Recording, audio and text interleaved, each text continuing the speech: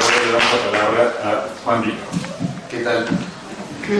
Muy buenas tardes, me da mucho gusto estar aquí compartiendo la mesa con estos amigos y presentando este libro absolutamente esencial que proviene de las experiencias del seminario llamado Semillero por el comandante Galeano, que se realizó primero en Noventic, el 2 de mayo, y a partir del 3 de mayo en San Cristóbal Las Casas. La fecha del 3 de mayo es una fecha simbólica, como todo lo que tiene que ver con los zapatistas. Es el día de la Santa Cruz, es un día en que se planta una cruz para la fertilidad. Entonces este es el plantar una semilla para tratar de pensar una serie de ideas que conduzcan a la transformación de la realidad. Hay que destacar en esta presentación el carácter editorial del libro, una edición muy hermosa con la portada de Mauricio Gómez Morín, con la colaboración de pintores destacados, entre ellos Vicente Rojo, Los Castroliñero, en fin, y una edición muy cuidada hecha en la Universidad de la Tierra, que fue la sede de las discusiones de este seminario o semillero. Es un libro también de reflexión sustancial para tratar de ver de qué manera podemos oponernos al acoso múltiple de la realidad que nos domina, hasta dónde podemos nosotros combatir este sistema de cabezas múltiples, en donde, como ocurría con Hércules al enfrentarse a la hidra, al talar una cabeza, esta parece multiplicarse. Este acoso que viene a asediarnos desde la economía, la cultura, la ideología y por supuesto también desde el pensamiento, porque hay un pensamiento canónico, un pensamiento que muchas veces está dedicado a perpetuar el estado de cosas imperante. Contra todas estas cabezas se opone este libro y trata de plantear algunas rutas de transformación. Se trata del primer volumen de las participaciones de este seminario semillero. Es el volumen que recoge las contribuciones de los compañeros zapatistas. Es un llamado a despertarnos contra la haraganería y la pereza intelectual, es decir, contra el pensamiento que reitera desde hace mucho tiempo lo mismo, que sigue las escuelas, que acude a las mismas referencias y que perpetúa un estado de cosas en donde la posibilidad de cambiar radicalmente nuestra circunstancia es prácticamente nula. Estamos en un mundo cambiante y en un mundo particularmente confuso que obliga a recordar aquel aforismo de Carlos Monsiváis que decía: o ya no entiendo lo que está pasando o ya no pasa lo que estaba entendiendo. En este estado total de confusión, el subgaleano se ha propuesto contribuir con un poquito más de confusión, así lo dice él, pero que pueda llevar a nuevas preguntas para obtener nuevas respuestas. La gran pregunta inicial es: ¿quién escribe este libro? Una de las cosas fundamentales que hacen de este libro una contribución histórica es que aquí tenemos un testimonio de la transfiguración de identidad de una de las personalidades del movimiento zapatista. Me refiero, por supuesto, al subcomandante Marcos, que se transformó en el subcomandante Galeano. Se trata de un hecho inédito en la historia de México, el que un vocero de un movimiento político y que además tiene extraordinario éxito como tal, hace una especie de harakiri ontológico y se transforma en una figura totalmente distinta. Todo el capital acumulado que él tenía como ese mito que él constituyó, que él forjó, el mito de Marcos, de pronto se disuelve en el aire. La máscara de Marcos era su identidad en una inversión de sentidos.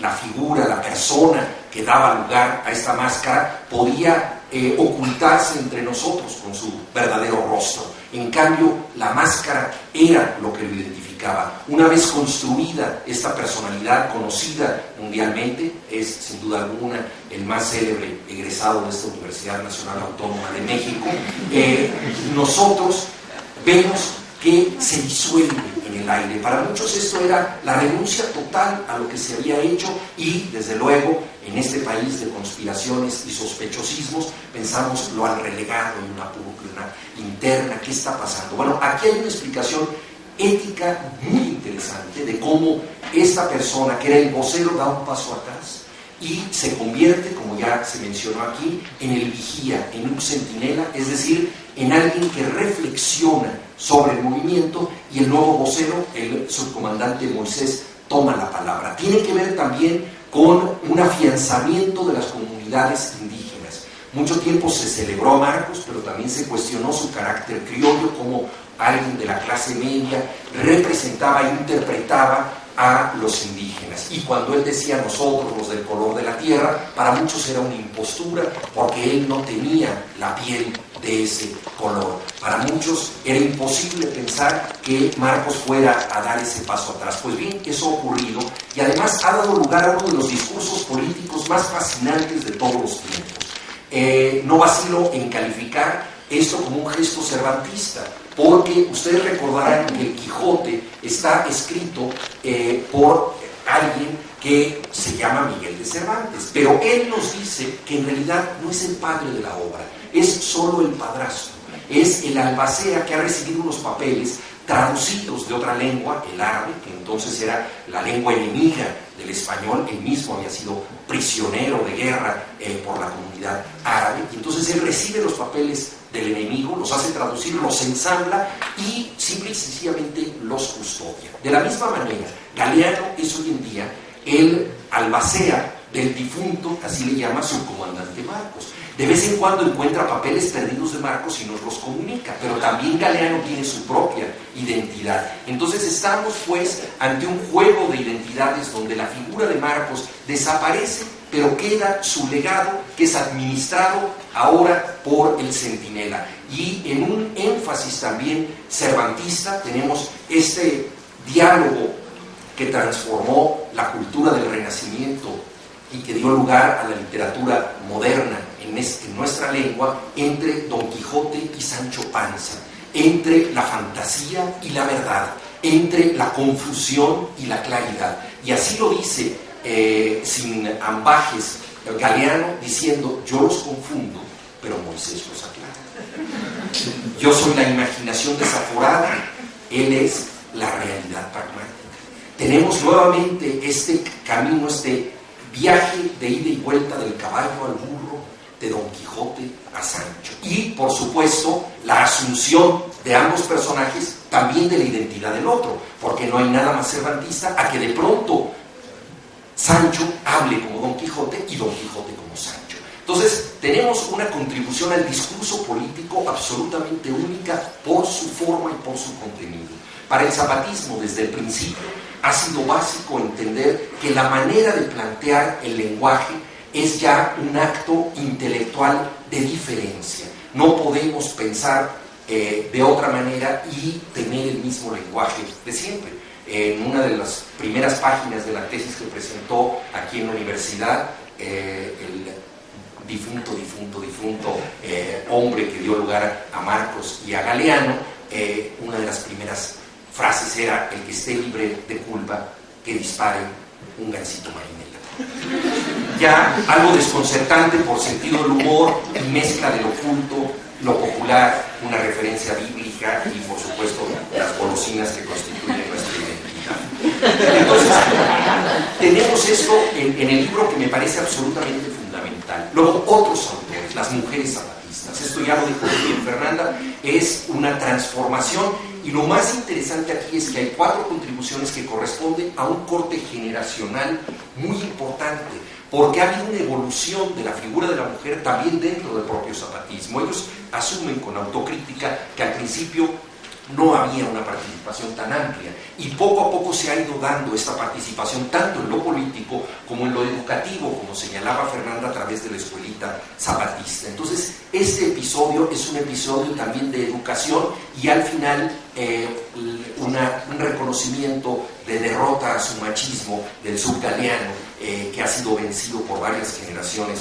de mujeres zapatistas y que han eliminado sus últimos resquicios de machismo. Es un diálogo muy interesante y que contribuye también a darle peso al libro. Luego está un homenaje muy entrañable al maestro Galeano, de quien toma su nombre el Submarcos, y a Luis Villoro, mi padre y compañero de Fernanda Navarro.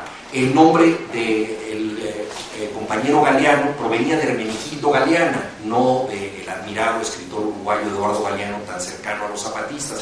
Una vez que él es asesinado en el 2014, entonces se toma el nombre para que continúe con vida en la figura del Galeano. Y es muy interesante lo que dice Moisés al respecto. ¿Por qué honrar a un zapatista de a pie y a un filósofo egresado de la UNAM? ¿Por qué unirlos? Dice, bueno, el profesor Galeano se convirtió en maestro gracias a que pudo dejar su trabajo como campesino y chofer para ingresar a la escuelita zapatista. La escuelita zapatista fue posible, entre otras cosas, gracias al apoyo de Luis Villoro. Y Luis Villoro, que era profesor de la Facultad de Filosofía y Letras de la UNAM, se pudo convertir en zapatista gracias a personas como el profesor Galeano. Entonces, esta es la dialéctica de la educación, de cómo un filósofo se educa en los zapatistas y cómo los zapatistas aprovechan la impronta del apoyo del filósofo para transformar su propia vida. Hay todo un episodio extraordinario de la vida práctica de los zapatistas, esto que llamaba Fernanda la organización. ¿Qué está sucediendo en las comunidades, en los 5 caracoles conjuntas de buen gobierno? Y esto es extraordinario porque desde hace mucho tiempo no hay noticias de los zapatistas como que van a ser el gran anuncio de una nueva realidad, una nueva aurora, que van a cambiar todo el mundo, o que van a tomar el país entero, que van a hacer algún tipo de acto espectacular. Parecería que se han eclipsado, para muchos esta sería la idea, pero es que se han dedicado a algo mucho más importante que las grandes llamadas a la movilización, que ha sido transformar la vida diaria. Este libro es un testimonio del heroísmo de la cotidianidad, de cómo puede cambiar la realidad día a día en la salud, en la educación, en la economía. Y ahí es muy importante lo que dice Moisés, con los ejes que tienen las juntas de buen gobierno. Por un lado, la confianza; por otro lado, la rendición de cuentas. La confianza es importantísima porque solo se puede cambiar la realidad de manera práctica si no existe esa cabeza de la hidra, que quizá es la madre de todas las cabezas de la hidra, que es la burocracia, la tramitología. En esta universidad, si ustedes firman un trámite con tinta azul, el trámite es inválido porque se requiere tinta negra. Algo raro, además, algo que también habría que discutir académicamente, porque la tinta azul se distingue más fácil de lo impreso o de las fotocopias, ¿no? Pero aquí, aunque además el azul y el oro son los colores de la universidad, si firmas con tinta azul, todo es ilegal. Entonces, naturalmente, no todo va a caminar rápido cuando pides tinta del color. La confianza zapatista es: no hagamos trámites. El que va a hacer las cosas las hace porque confiamos en él, porque creemos en él. Y luego la rendición de cuentas, eso sí, él va a darnos cuentas a todos. Y esta rendición de cuentas tiene que ver con todas las actividades que puede tener un representante zapatista. Por ejemplo, cuenta una anécdota: encontramos a uno de nuestros representantes fuera de las comunidades zapatistas, donde está prohibido beber. Lo encontramos con un tecate. Así dice, no una tecate como decimos nosotros, sino con un tecate. Entonces, ¿qué hacemos? Está bebiendo tecate fuera de la zona zapatista. Ah, perfecto. Los zapatistas vamos a buscar a nuestro representante y le decimos: ¿por qué estás bebiendo tecate? Es decir, tarde o temprano la gente te alcanza. Está ciudadanizada la política. Rendir cuentas es algo que tiene que ver exacta y absolutamente con trabajar en función de los otros. ¿Por qué? Porque la función política no tiene que ver con el mando, tiene que ver con el acuerdo. Y el acuerdo se pierde si se falla. ¿Ha habido errores en las comunidades? Por supuesto que sí. Y ustedes van a encontrar aquí algo absolutamente insólito en la historia política mexicana: la aceptación de los errores, la autocrítica, ¿no? En el siglo VII, Pacal II escribió en glifos mayas, en el templo de las inscripciones en Palenque, la historia de la comunidad maya, y se atrevió a hacer una autocrítica de las guerras en las que ellas habían fallado por imprudencia, por ambición, por avaricia. Probablemente desde esa autocrítica escrita en piedra en Palenque no haya otra más significativa que la que han practicado los zapatistas, porque nosotros sabemos que nuestros políticos no han inaugurado la capacidad de autocrítica. Y no pensemos exclusivamente en el presidente Peña Nieto y su Casa Blanca, ¿no? Pensemos en el PRD después de Ayotzinapa, pensemos en López Obrador después de numerosos errores cometidos. Aquí, insólitamente, aparece la autocrítica, porque justamente esto tiene que ver con la rendición de cuentas. ¿Qué importancia puede tener el zapatismo? Pues en 1994 se levantaron en armas cuando el país entraba en el Tratado de Libre Comercio con Estados Unidos y Canadá. La situación no ha mejorado desde entonces. Los indígenas vivían prácticamente en el Neolítico, en el 94, y siguen muy mal. Según el informe de desigualdad extrema preparado por Gerardo Esquivel para Oxfam México, los datos actuales son absolutamente escandalosos. El 1% de la población en México tiene el 21% del ingreso nacional. El 1% tiene el 21% y el 10% tiene el 64%. O sea, son cuotas de desigualdad verdaderamente intolerables. En el periodo del 2007 al 2012, es decir, durante Felipe Calderón, en el mundo entero la cantidad de millonarios disminuyó en 0.3%. En México, en ese mismo periodo, aumentó en 32%.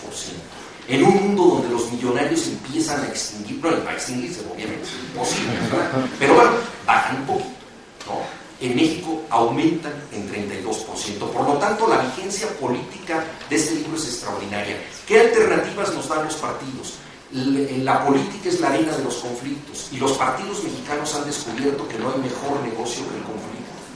El chiste es perpetuar el conflicto. Mientras existe el conflicto, los partidos seguirán existiendo. No están ahí para solucionar los conflictos, no ofrecen una alternativa, sino al revés, están ahí para hacer acuerdos, enmiendas, postergaciones, aprobar nuevos presupuestos y beneficiarse de lo nunca resuelto, que es a lo que ellos se dedican. Los partidos políticos han asumido para sí mismos un presupuesto anual de 5.300 millones de pesos. 5.300 millones de pesos para gastos ordinarios y campañas en un país con 40 millones de pobres. Esa es la democracia que tenemos. El partido, por supuesto, que mejor ha entendido esta democracia es el Partido Verde. Es el Partido Verde, que es el más sancionado de todos y al mismo tiempo el más beneficiado de todos, porque paga multas por violar la ley, pero mientras sigue en alianza con el PRI, gobernará ahora prácticamente con mayoría absoluta en el Congreso. Entonces, ¿para qué preocuparse por las multas? Las multas son en realidad un incentivo, son una inversión para obtener beneficios mayores. Esa es la democracia que tenemos, que es una democracia representativa, donde somos dueños de nuestra voluntad el día en que votamos y perdemos todo contacto con los políticos 24 horas después. El zapatismo ofrece una alternativa a esto. Para ofrecer esta alternativa es muy importante tomar en cuenta el tipo de discurso que plantea el zapatismo, que es un discurso de un hondo atrevimiento intelectual. Hablaba yo de la forma en que están escritos estos textos. No solo la forma es importante, sino el conjunto de referencias. Estamos acostumbrados nosotros a que si escribimos un artículo sobre filosofía, pues quedamos bien si citamos a Agamben. Si escribimos un artículo de estudios culturales, citamos a Benjamin, de crítica literaria, a George Steiner, y así en economía Piketty, y así sucesivamente. Los gurús importantes, insoslayables, pero rara vez hacemos cruces de referencias. En este libro lo que plantea Yusuf Galeano, con algunas colaboraciones del subcomandante Marcos y con colaboraciones colectivas, tiene que ver con leyendas prehispánicas, tiene que ver con la Biblia, tiene que ver con Sherlock Holmes, tiene que ver con Albert Einstein y el telescopio Hubble, tiene que ver por supuesto con Marx, desde luego con Walter Benjamin, con escritores mexicanos, bueno, exactamente, con toda la mitología griega, ¿no? Y los clásicos griegos. Entonces hay una cantidad de referencias con una riqueza de cruces que no encontramos en ninguna otra zona de la cultura mexicana. Entonces, esto lo hace un libro absolutamente único también en el romper el marco evidente de las interpretaciones culturales. Con frecuencia se dice, quienes hacen un diagnóstico crítico de la realidad mexicana están en lo cierto, pero quienes se atreven a imaginar otros mundos son ilusos, son románticos, son utopistas, ¿no? Muchas gentes han padecido este San Benito, mi padre entre ellos. Es decir, un racionalista crítico del presente es visto como un iluso del porvenir. Pues bien, hay una respuesta importante en este libro y proviene, sacada por el Galeano, de Sherlock Holmes. Y él habla de que debemos aprender a razonar hacia atrás. Dice, la mayoría de la gente, dice el gran detective inglés, puede, al conocer una cadena de hechos, anticipar el resultado. Pero es muy rara la gente que pueda tener un resultado y después inventar los hechos que llegan a ese resultado. Y es lo que debe hacer un detective. Un detective conoce el crimen, pero entonces debe debe deducir todos los hechos que llevaron a esa situación. Dice, y esto es a lo que invita el zapatismo. Planteemos la meta, diseñemos la meta y luego inventemos los hechos para llegar a la meta. Es una manera audaz de pensar. ¿Qué tan utópico es esto? Me parece que no tanto, porque esto ya encarna, al menos parcialmente en nuestro país, en los 5 caracoles, en donde se ejerce una democracia directa, donde la noción de justicia es totalmente distinta, donde la discriminación se ha abatido y donde la gente es un sujeto integral en la medida en que tiene acceso cultural, religioso, moral, político, económico, idéntico al de todos los demás. Entonces, imaginar esa comunidad, que es lo que han hecho los filósofos de Platón a Giorgio Agamben, pasando por Fourier y por muchos otros, es el desafío al que nos llama este libro, con pruebas de realidad muy interesantes, que son las de la política ciudadanizada que han hecho ellos ahí, poniendo el acento además de que este no es exclusivamente una prerrogativa indígena, sino que hay zapatistas indígenas y zapatistas que no lo son. Entonces estamos pues ante esta nueva manera de pensar. Es como la historia de Noé, que le gusta citar al Marcos, porque también en este libro hay una lectura rebelde de la Biblia. Entonces Noé construyó el arca cuando nadie creía que iba a haber diluvio. Y eso es lo que tenemos que hacer, construir el arca antes de la tormenta. ¿Qué papel podemos tener todos nosotros? Termino con una fábula que cuenta aquí el Galeano, que es cómo juegan fútbol los zapatistas. Los zapatistas tienen la costumbre de no llamarse por sus nombres cuando están jugando fútbol, ni por los números que pudieran tener en las camisetas, ni por los apodos que habitualmente utilizan entre ellos, sino que se llaman por las posiciones. Dicen, tú eres portería, ¿no? Tú eres defensa, tú eres delantero. Y hay una función que, según el Galeano, es la más importante de todas. Recoge balones. Eso es lo más importante. Y dice, recoge balones, no cualquiera, porque para recoger un balón en la tierra zapatista hay que tomar en cuenta que la cancha está cerca de la selva, donde hay arañas y todas son venenosas, donde la pelota puede ir a dar al río. Entonces, recuperar el balón para que los demás puedan seguir jugando es la función más importante de ese juego. Y hay que tomar en cuenta el valor simbólico y mitológico que tiene el juego en las comunidades mayas. Si pensamos en el Popol Vuh, que es la historia de 2 jugadores del juego de pelota, y ustedes saben que el juego de pelota es la historia de la dualidad, es la lucha del día y la noche, de los 2 sexos, de la vida y la muerte, ¿no? Y las primeras pelotas se hicieron con cenizas de muertos. Es la ceniza de los muertos que al vulcanizarse cobra vida. En Toniná hay una pelota con un rostro, que es el rostro de la persona que le dio vida a la pelota. Entonces, cuando bota una pelota en una cancha, en el taste, como dicen en las lenguas prehispánicas, está botando en el patio del mundo. Es la pelota que es la rueda del cosmos. Por eso, cuando los zapatistas aceptaron iniciar los diálogos, en buena medida por iniciativa de ellos, de San Andrés Barranza, en 1995, ellos propusieron reunirse con el gobierno aquí, en la Universidad Nacional. El gobierno lo desechó porque pues sabe que esta universidad está habitada por revoltosos, entonces no iban a estar en muy grata compañía. Propusieron la Catedral Metropolitana, y yo creo que más bien la jerarquía eclesiástica dijo, no, tampoco queremos estar tan cerca de estos nuevos lectores de la Biblia, ¿no? Entonces, tranquilamente los zapatistas dijeron, reunámonos en la cancha de básquetbol de San Andrés Barajales.